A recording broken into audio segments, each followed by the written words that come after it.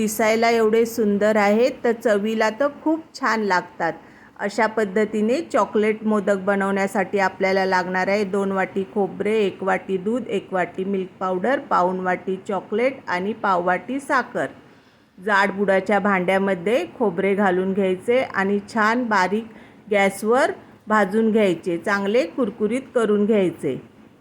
खोबरे छान भाजून झाल्यावर काढून घेऊन त्यामध्ये 1 वाटी दूध घालून पाऊण वाटी चॉकलेट घालून घ्यायचे आणि चॉकलेट छान मेल्ट झाल्यावर त्यामध्ये साखर घालायची। साखर पण छान विरघळल्यावर 2 वाटी भाजून घेतलेले खोबरे घालायचे। खोबरे चांगले मिक्स करून झाल्यावर 1 वाटी मिल्क पावडर घालायची। मिल्क पावडर पण छान मिक्स करून घ्यायची। गॅस मात्र स्लोच ठेवायचा। सर्व मिश्रण छान आता घट्ट होत आलेले आहे।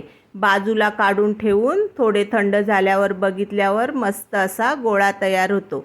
आपले आता मिश्रण तयार झाले। थंड करून घ्यायचे आणि मोदक बनवायचे। मोदकाच्या साच्याला तूप लावून त्यामध्ये चॉकलेटचे सारण भरून घ्यायचे आणि साचा बंद करून मस्त असा मोदक तयार करून घ्यायचा।